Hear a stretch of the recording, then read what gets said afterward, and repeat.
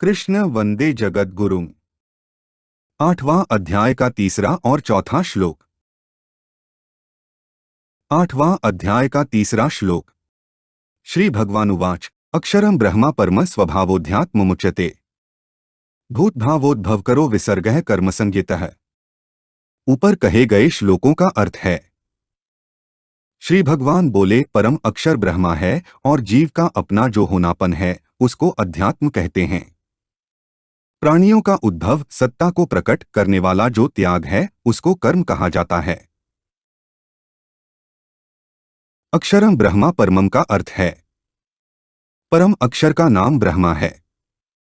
यद्यपि गीता में ब्रह्मा शब्द प्रणव, वेद, प्रकृति आदि का वाचक भी आया है, तथापि यहाँ ब्रह्मा शब्द के साथ परम और अक्षर विशेषण देने से यह शब्द सर्वोपरि सच्चिदानंदघन अविनाशी निर्गुण निराकार परमात्मा का वाचक है। स्वभावोध्यात्ममुच्यते का अर्थ है अपने भाव अर्थात होनेपन का नाम स्वभाव है। स्वभावः स्वभावः। इसी स्वभाव को अध्यात्म कहा जाता है, अर्थात जीव मात्र के होनेपन का नाम अध्यात्म है। ऐसे तो आत्मा को लेकर जो वर्णन किया जाता है वह भी अध्यात्म है। अध्यात्म मार्ग का जिसमें वर्णन हो वह मार्ग भी अध्यात्म है, और इस आत्मा की जो विद्या है उसका नाम भी अध्यात्म है। परंतु यहाँ स्वभाव विशेषण के साथ अध्यात्म शब्द आत्मा का अर्थात जीव के होनेपन का, स्वरूप का वाचक है।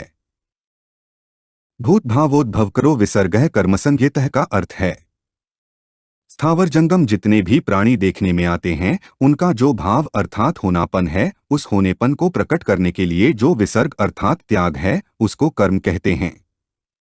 महाप्रलय के समय प्रकृति की अक्रिय अवस्था मानी जाती है तथा महासर्ग के समय प्रकृति की सक्रिय अवस्था मानी जाती है।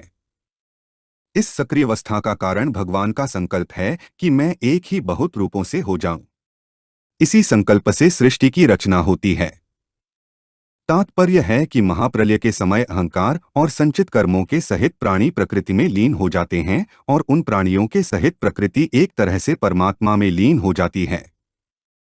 उस लीन हुई प्रकृति को विशेष क्रियाशील करने के लिए भगवान का पूर्वोक्त संकल्प ही विसर्ग अर्थात त्याग है।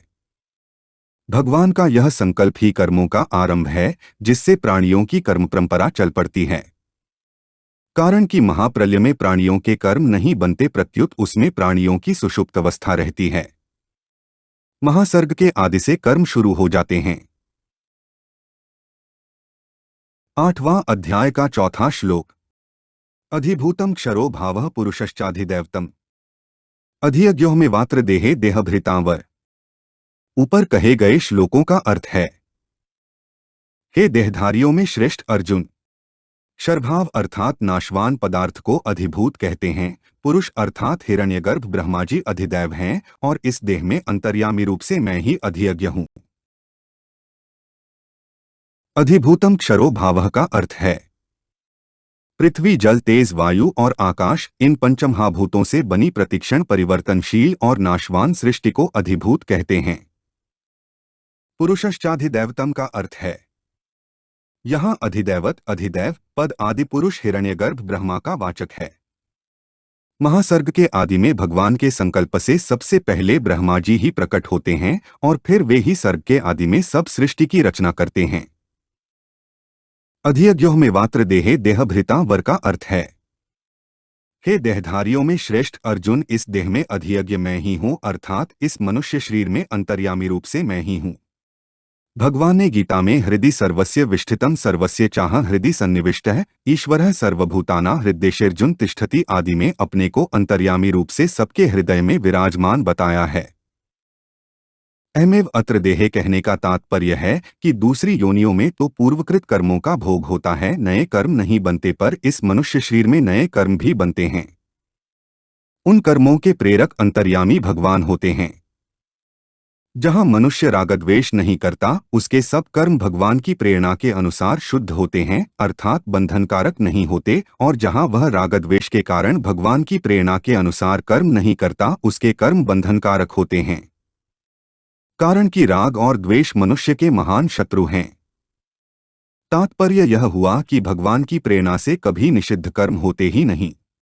श्रुति और स्मृति भगवान की आज्ञा है। श्रुति स्मृति ममैवाग्ये, अतः भगवान श्रुति और स्मृति के विरुद्ध प्रेरणा कैसे कर सकते हैं? नहीं कर सकते। निषिद्ध कर्म तो मनुष्य कामना के वशीभूत होकर ही करता है। अगर मनुष्य कामना के वशीभूत न हो तो उसके द्वारा स्वाभाविक ही विहित कर्म होंगे, जिनको 18वें सहज स्वभावनियत कर्म नाम से कहा गया है। यहाँ अर्जुन के लिए देहभृता वर कहने का तात्पर्य है कि देहधारियों में वही मनुष्य श्रेष्ठ है जो इस देह में परमात्मा है, ऐसा जान लेता है।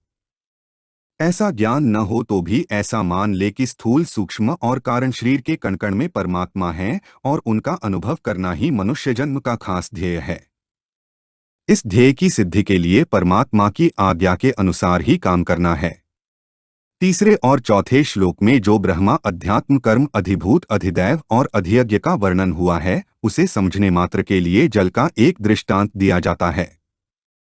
जैसे जब आकाश स्वच्छ होता है तब हमारे और सूर्य के मध्य में कोई पदार्थ न दिखने पर भी वास्तव में वहां परमाणु रूप से जल तत्व रहता है। वही जल तत्व भाप बनता है और भाप के घनीभूत होने पर बादल बनता है। बादल में जो जल कण रहते हैं उनके मिलने से बूंदें बन जाती हैं। उन बूंदों में जब ठंडक के संयोग से घनता आ जाती है तब वे ही बूंदें ओले बर्फ बन जाती हैं। यह जल तत्व का बहुत स्थूल रूप हुआ। ऐसे ही निर्गुण निराकार ब्रह्मा परमाणु रूप से जल तत्व है। अधियज्ञ व्यापक विष्णु भाप रूप से जल है। अधिदैव हिरण्यगर्भ ब्रह्मा बादल रूप से जल है। अध्यात्म अनंत जीव बूंदें रूप से जल है। कर्म सृष्टि रचना रूप कर्म वर्षा की क्रिया है और अधिभूत भौतिक सृष्टि मात्र बर्फ रूप से जल है। हमारे चैनल को सब्सक्राइब करें। अगर यह वीडियो आपको अच्छी लगी तो वीडियो को लाइक करें, वीडियो को अपने दोस्तों के साथ शेयर करें, अपने सुझाव हमें कमेंट करके बताएं। जय श्री कृष्णा।